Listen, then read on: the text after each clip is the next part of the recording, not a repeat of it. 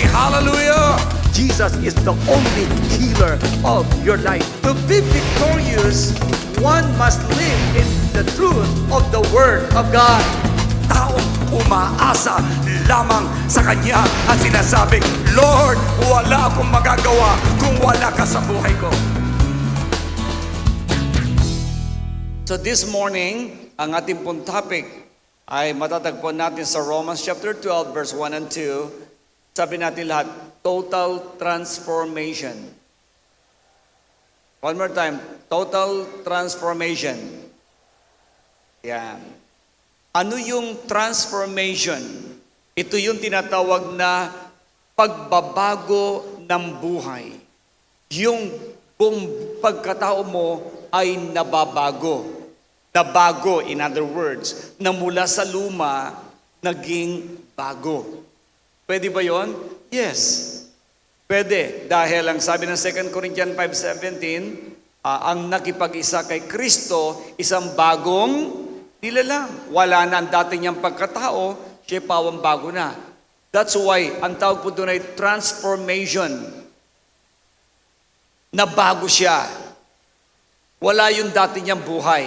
Okay. So, ano ngayon ang makikita sa taong nabago ang kanyang buhay? Open your Bible now, or let us read it. Romans 12, verse 1 and 2. And so, dear brothers and sisters, I plead with you to give your bodies to God because of all He has done for you.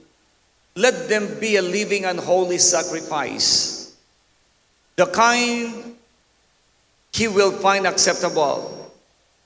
So this is truly the way to worship Him. Verse 2, don't copy the behavior and customs of this world, but let God transform you. Here again, transform. Tapa. Let God transform you into a new person by changing the way you think. Then you will learn to know God's will for you, which is good and pleasing and perfect sacrifice. God will be the one to bless His word. Let us pray. Ama naming Diyos, awang sumasalangit, minsan pa po, ang salita mo ay maging makapangyarihan sa buhay ng lahat as they receive it. Sinabi mo, your word is more sharper than the two-edged sword. Ang salita mo, Panginoon, is the lamp unto our feet. And your words, Lord, ay nagbibigay, Panginoon, ng kabanalan sa lahat ng mga tao na tumatanggap nito. Salamat po, O God. Bless the mind and heart of these people. In Jesus' name we pray. Everybody say, palapakan natin ng Panginoon. Pag pinag-uusapan po natin ang sakripisyo, ito yung pagmamahal mo sa pinagsasakripisyohan mo. Okay? Ngunit, sa totoo lamang, kapag pagdating na po sa Diyos, pinag-uusapan na dito ngayon yung obedience, because obedience is better than sacrifice. Sabi ng 1 Samuel chapter 15, verse 22 to 23, kapag ika'y nag-obey, then ito ay nagiging mabangong samyo sa harapan ng ating Diyos. Dahil isang araw, itong si Haring Saul, sabi ng Diyos sa kanya, ibibigay ko sa iyo lahat ang lupain na yan. Lahat ng madadatnan mo dyan na tao at pati ng mga hayupan, huwag mong pag-iinteresan. Lahat alisin mo dyan sa lupain na yan. Sabi niya, opo. Pagdating doon, nakita, magaganda ang mga baka, matataba, magaganda yung mga tupa, matataba, may mga magagandang mga babae. Hindi niya ito wipe out. Inuwi niya at ginawa pa niyang ganito. Ang lahat ng mga hayop na magagandang ito ay gagawing sakripisyo sa Diyos. So, ito ngayon ay kanyang ginawang sakripisyo. Hindi tinanggap ng Diyos yung sakripisyo na yun. Bakit?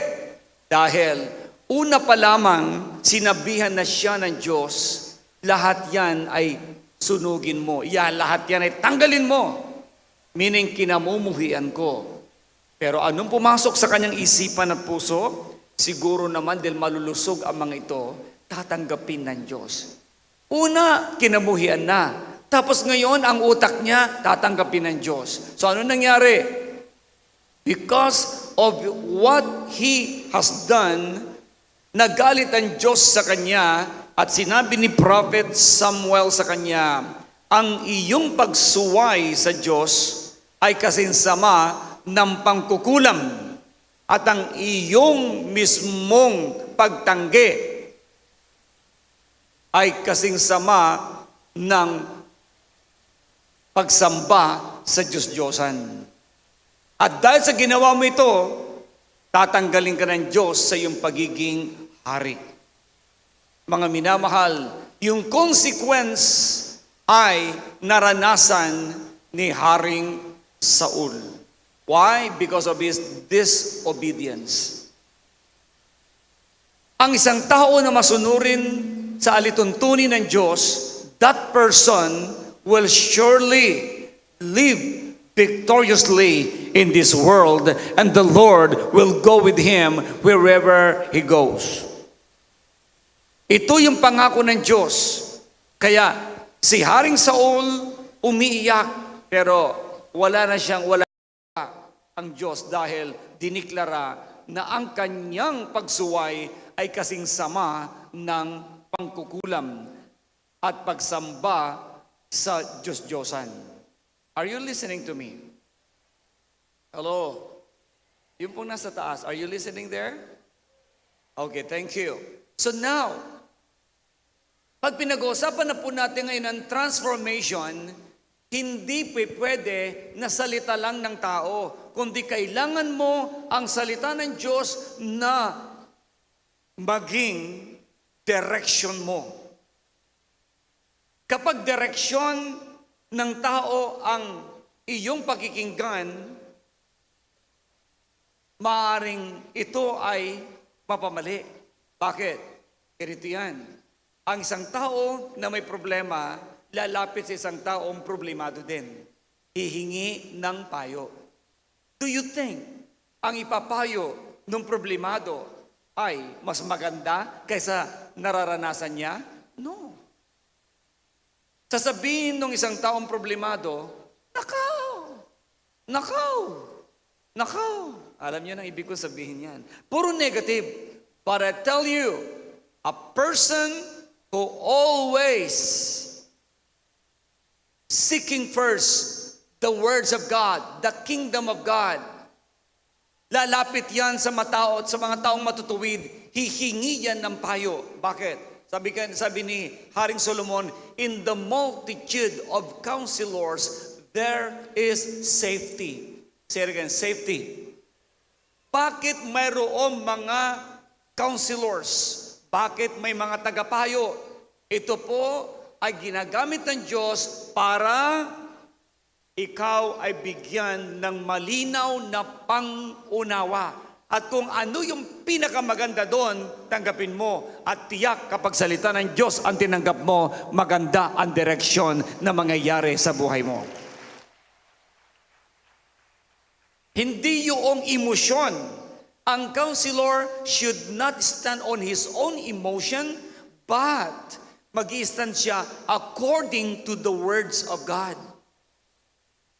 Hindi yung naawa ka, kaya pinayuan mo siya ng pangit.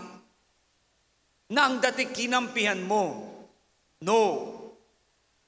So ang ibig kong sabihin ngayon, if you want transformation, Only the words of God, ang Biblia lang, ang pwedeng magbigay ng proper direction sa buhay mo. At ang dulo nito, pag sinunod mo, pawang tagumpay ang iyong matatamo.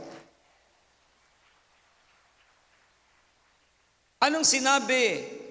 Huwag kang humingi ng payo sa mga masasama. Psalm chapter 1, verse 1 and 2. Blessed is the man who walketh not in the counsel of the ungodly, nor standeth in the way of the sinners, nor sitteth in the seats of the scornful, but his delight is in the law of the Lord, and in his law doth he meditate day and night.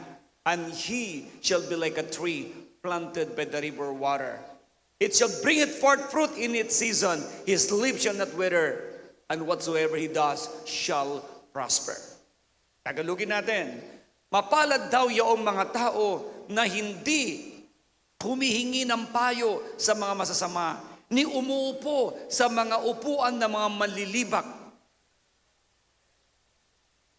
Pagkos ang kanilang ginagawa ay humihingi ng direction sa salita ng Diyos. Ang tao na yon ay mapapagpalang lubos at matutulad siya sa isang puno na natanim sa tabi ng batisan. Dumating man ang tag-init, hindi malalanta, kundi mananatiling sariwa at pagdating ng tagbunga, mamumunga ng sagana. Kaya anong binibigyan natin doon? Ang bagong buhay ng tao ay nasa tubig na salita ng Diyos. Ang tinutukoy dito, ang salita ng Diyos ay nagbibigay ng kasariwan. Nagiging sariwa ang buhay ng tao ng salita ng Diyos, ang kanyang gabay, ang kanyang sinusunod, at ang tao na yon, tiyak siyang magtatagumpay. Ang dami pong nagsimula, mga tao na matatalino sa kanilang akademya. Mga tao na nakatanggap ng maraming parangal nung sila nag-aral. Mga taong pinaglalaban ang katotohanan sa mga nakaraang panahon. Ngunit sa pagtagal ng panahon, ang kasama po nila ay hindi ayon sa salita ng Diyos ang ginagawa. Ano ngayon ang nangyari? Silang lahat ay nahawaan. At ang maganda nilang asal noon ay natabunan ng masamang asal. Example nito, maraming, bagamat hindi lahat, maraming mga matitinong politician na ang gusto'y ipaglaban ang mismong kapakanan ng bayan. Kaya't ang tawag sa kanila ay public servant. Ngunit, nung sila'y nakaupo na, ano nangyari? Sila po'y hindi naging servant, kundi sila ay naging mga siga at mga taong Panginoon ang dating nila. Gusto nilang sila'y paglilingkuran. They forgot the word public servant. And what they do, alam na natin, ang tinatawag na corruption.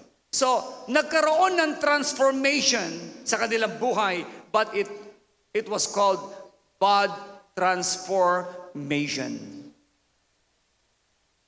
Kaya kung ang barkada mo ay hindi sa Diyos naglilingkod, kung ang barkada mo at kasama mo ay sosyal o kaya'y makamundo, hindi magtatagal, hihilain kanila pababa at ikaw din ay mapapatulad sa kanila. Kaya sabi nga, sasabihin ko sa iyo, kung ano ang pagkatao mo, kung ano ang barkada mo, yun ka. May kausap ako?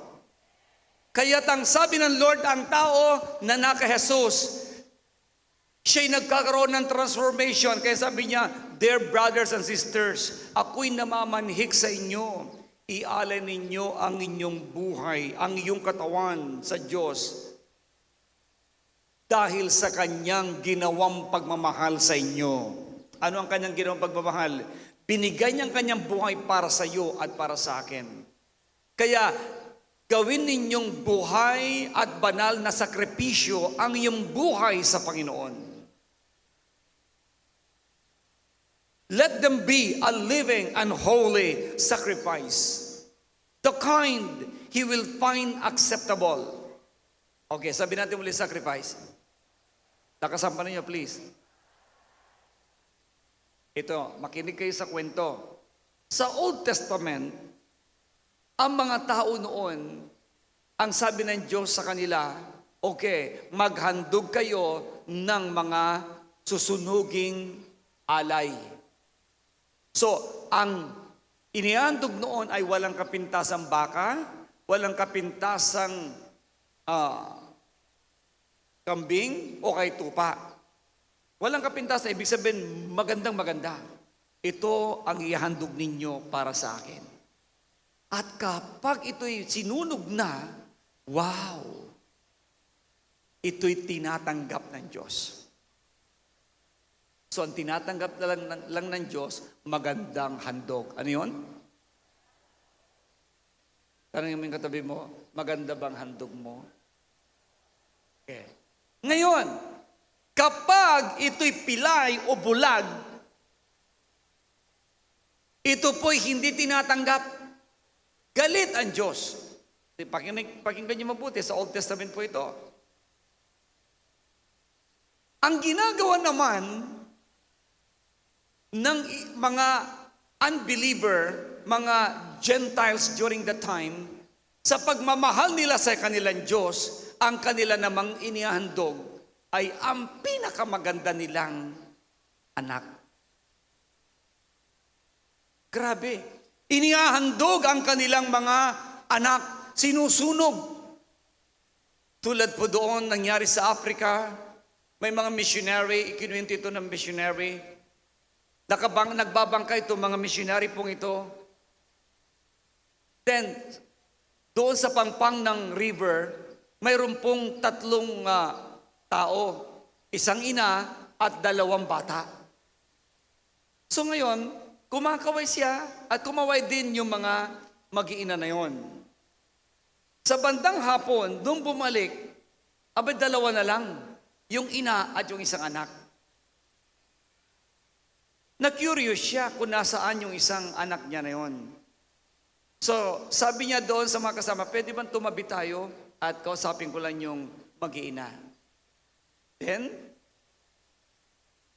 nung kinausap na sila, hey, how are you? Okay po kami. O, anong ginawa nyo kanina? Naghandog kami sa aming Diyos. Sabi nung mother, okay, that's good. Pero nasaan yung anak mong isa? Inihandog ko siya sa aking Diyos. Anong ibig mo sabihin inihandog mo sa yung Diyos? Opo, binigay ko na siya sa aking Diyos dahil mahal na mahal ko yung Diyos ko at kinuusap ko yung anak ko na siya ang handog ko. Anong ibig mo sabihin? Sino ang Diyos mo? Nagulat po siya. Ang Diyos po niya ay yung pong malaking crocodile. Pinakain yung kanyang anak. Umiyak ang missionary pong ito. Sabi, Diyos ko, paano nangyari yun? Bakit ang mga taong ito ipinapakain ng kanilang anak sa buhayang Diyos nila para masabing mahal nila ang kanilang Diyos? Hanggang saan na-urge sa kanyang puso? Kung ang mga taong ito naghahandog ng kanilang anak sa kanilang Diyos na buhaya, at napag-alaman din yung iba naman, kung ang Diyos nila ay Diyos-Diyosan, sinusunog yung kanilang anak para sa kanilang Diyos. Bakit kaming mga Kristiyano, hindi namin may bigay ang tunay na pagsamba sa iyo? Umiiyak siya. Bakit? Lumalabas na mas magaling pa itong mga sumasamba sa buhaya at inihandog ang kanilang mga anak. At ang mga anak naman inihandog ay pumapayag dahil yun daw ang tama. Kaya ito isinyer niya sa maraming tao. Bakit tayo mga Christian? Ang Diyos na nagmahal sa atin, nagpapako sa krus ng Kalbaryo, natigis ang kanyang sariwang dugo, inialay niya ang kanyang buhay sa iyo at para sa akin. Bakit ganon? Nung tinubos niya tayo, tayo naman ay hindi magawang makapaglingkod sa kanya ng totohanan. Ang Diyos natin sinasambay, may gawa ng langit at ang lupa. Bakit hindi natin kayang gawin? Mga magulang ko at mga kapatid, sa totoo lang, ang tunay na buhay mo at buhay ko, hindi mo na yung pag-aari. Sabi mo sa katabi, hindi mo pag-aari yan. Kamang kalabitin mo, hoy, hindi mo pag-aari ang katawan mo. Alam mo kung bakit hindi mo na yung pag-aari? Makinig. Ang sabi ng Bible sa 1 Peter chapter 1, verse 18 and 19, ikaw ay binili ng Diyos ng kanyang sariwang dugo. Binili ka. Sinabi pa rin niya ito sa 1 Corinthians chapter 6, verse 20. You were bought with a price. Binili ka ng Diyos. So hindi mo na pala pag-aari ang sarili mo. That's why you need to completely offer yourself as a living sacrifice. Simulan mo sa verse 19. Ang sabi niya dito, do you not know that your body is a temple of the Holy Spirit who lives in you and was given to you by God? You do not belong to yourself. Hindi mo na pag-aari ang sarili mo. Sabi niya, verse 20. Pasa, for God bought you with a high price. So you must honor God with your body. Hindi ka binili ng maliit na halaga, but high price. At anong pinambili niya? Ang mismong anak niyang si Jesus, ang kanyang sinugo para siyang sakripisyo at mabili ka sa kamay ng demonyo at sa iyong kasalanan. Kung alam lang ng maraming tao sa Pilipinas ang ganitong pagmamahal ng Diyos sa kanila, ibibigay nila ang kanilang buhay sa Panginoon. Mga minamahal, ngayon narinig mo ang katotohanan ito. Completely offer your life to the Lord as a living sacrifice. So ang binibigyan ko ngayon din dito, yung buhay mo maging sakripisyo sa harapan ng ating Diyos. Maglingkod ka sa Kanya. Habang nabubuhay ka at pangako naman ng Diyos sa iyo at sa akin, pagpapalan niya, ibubuhos niya dahil mahal mo siya at dahil siya ay iyong lubos na pinaglilingkuran. Wala akong nakita sa Biblia na taong naglingkod sa Diyos na pinabayaan ng Diyos. Lahat na naglingkod sa harapan ng Diyos, pinagpala ng ating Diyos. Bakit? Hindi ka lang pagpapalain ng Diyos dito sa lupa, pagpapalain ka ng Diyos. Hindi lang sa langit ka pagpapalain, dito pa lang sa lupa, pagpapalain ka na niya, bibigyan ka niya ng mapayapang puso. Sandali, akala ko ba Bishop Art, yayaman kami. Makinig, hindi lamang po kayamanan ang kailangan mo. Dahil ang dami ng taong mayayaman, hindi makatulog dahil sa kanilang kayamanan. Hindi rin makatulog, maski na waterbed, air condition ang kanilang kwarto. Hindi sila makatulog. Ang sasarap ng pagkain na kanilang binibili, hindi makakain. Bakit? Walang lasa. Walang panlasa. Ang daming kayamanan, pero tayka, lumpo. Naka-wheelchair. Ang dami. At ang ganda ng kanilang mga bahay. Pero hindi sila makatuntong sa kanilang bahay dahil nandun sila sa hospital. What I am telling you now, mga minamahal, ang tunay na masayang buhay, yung mayroon kang assurance of your salvation. may katiyakan ka ng iyong kaligtasan na anumang oras sa mundong ito na ikay mawala, sa langit ang iyong punta. May kapayapaan ang puso mo dahil alam mong ang Diyos ang iyong kasama. Hindi ka kailanman iiwanan. Anuman ang pangailangan mo, isusupply ng Diyos. Kung hindi man sobra-sobra, sapat-sapat yan. Bakit? Ang sabi ng Diyos, ang biyaya ko'y laging sapat sa lahat ng mga umaasa sa Kanya. Mga minamahal, huwag mong titignan ang gastusin ng mga mayayaman kung ikaw ay mababa. At huwag mo rin titignan mayaman ang gastusin ng mga mabababa. Bakit? Pantay-pantay lang yan. Kaya malaki ang gastos mo dahil sa ikay mayaman, dahil hindi ka nasanay sa pagkain na sa tingin mo ay hindi na masarap. Ang mga tingin mo namang mahihirap, sa kanila ang sarap-sarap. Na pagkakasya ang kanilang mga sweldo, masaya sila nagsasama-sama.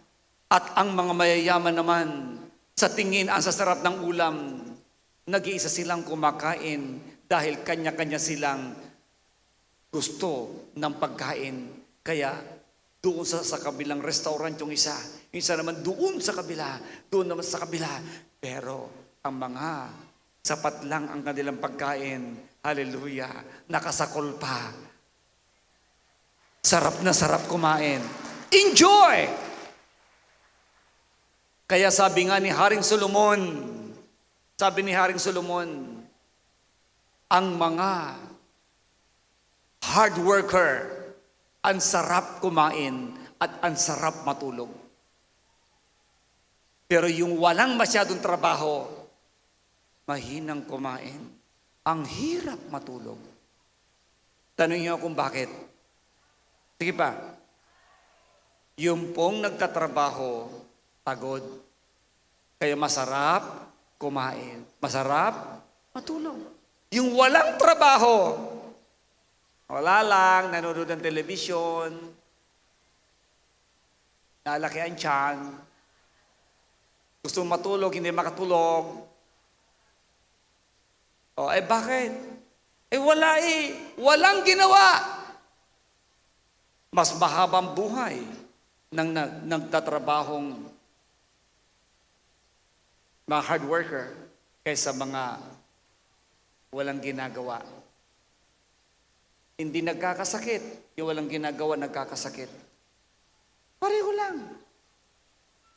Sa tingin ng mayaman, mahina ang pagkain. Sa tingin naman ng mayayaman, magagandang pagkain. Pero pag pinagtimbang, pantay lang. Okay, back to transformation. Kaya ang tao na gusto na maayos ang kanyang buhay, kailangan niya ang gabay ng Diyos na buhay. Ang salita ng Diyos ay laging kasama dahil kapag walang salita ng Diyos, walang mangyayari sa inyong buhay. You understand?